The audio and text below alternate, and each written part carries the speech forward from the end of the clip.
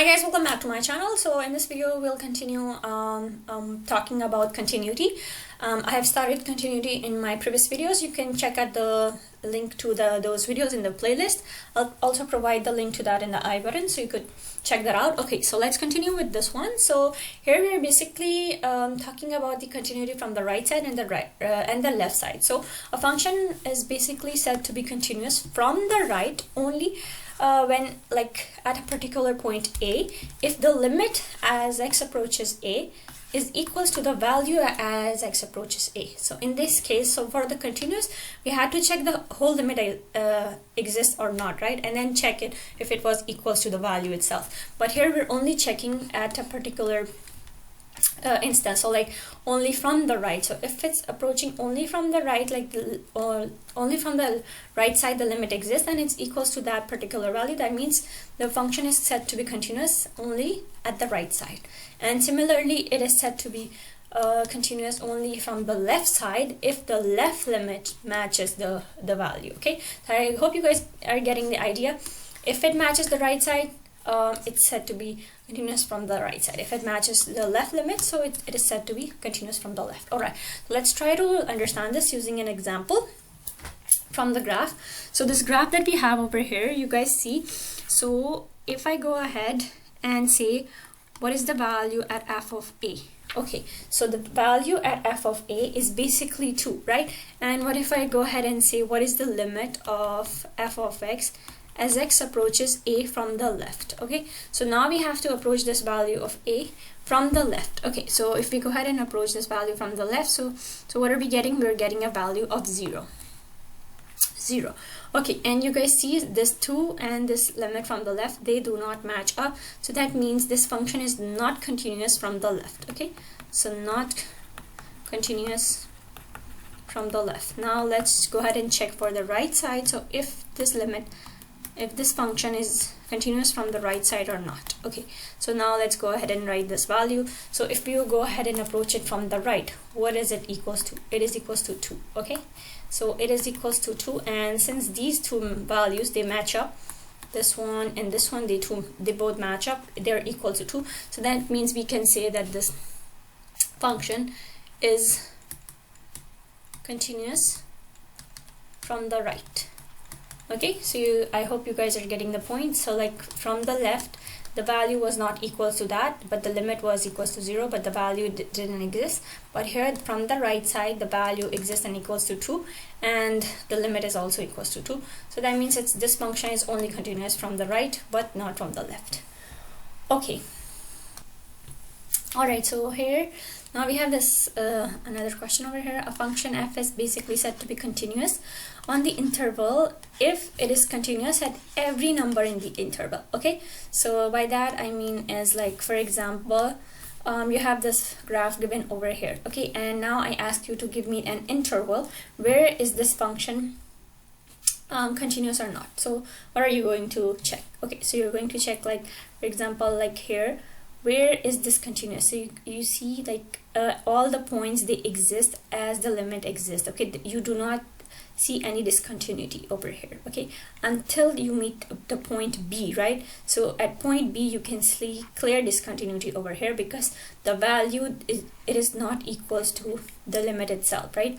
If you go ahead and approach it from the left, you see the value at B, it is not equals to the value itself at B. The limit of at B is not equals to the value at B.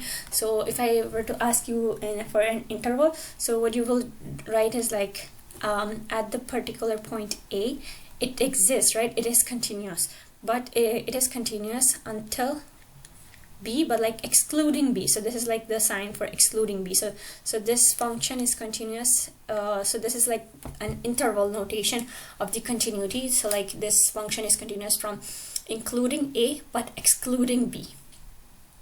Okay, so this is what you're going to write, but if you want to write it in words, so you can say like continuous from the right at A, and then you can say discontinuous from the left at B. Okay, so let's do another problem. So I have this problem over here. Now let's go ahead and try to write the the interval for this one. Okay, so let me just give you 5 seconds so you could write it by yourself. Okay, so I guess you guys got an idea by now how to write this, and you guys have had a chance to pause this video, okay, and do it by yourself. Okay, so now let's try to solve it by together, I mean. Okay, so you guys see there's this discontinuity at A and B. So except for A and B, it is continuous everywhere. Okay, so that means we're going to write excluding A and B, it is continuous everywhere. Okay, and then we have to write a union. Okay, because we're not done yet, we have another function. Okay, and this one, do you guys see any discontinuity here? Do you guys see any discontinuity over here? No, right? So this function is continuous everywhere, so then you can go ahead and write C and D. So this is basically the answer that you're gonna write. Alright, so now let's go ahead and do a problem. Alright, so for this one we have to show that the function is continuous on the interval from -1 to 1. So what we basically have to do is like here for this function, so we have to find for x equals to -1, right? So first of all, we'll try to find the limit of the function as x approaches -1 from the right, and then we'll have to figure out the limit as x approaches 1 from the left to check, right, for the intervals. Okay, so here it is pretty simple. If you go ahead and plug this in, because you're not getting a square root of 0 right here, I mean, like you're not getting a square root of a negative number. So, and here you don't have to like do any factoring or anything like that, so you can pretty much plug in the value inside. So if you go ahead and plug this plug the value inside, so you get 1. So similarly for the second one, if you go ahead and plug the value in, you get 1. So since both sides you get the value at 1, and the value itself is equals to 1 as well, so this function is basically, you know, continuous from right and also continuous from the left. Okay, so if you were to write it in the interval form, so you will basically say that this function, okay, you'll basically write the same thing, that this function is continuous on the interval -1 to 1, and because the both sided limit they're equal to the value itself. So that's it.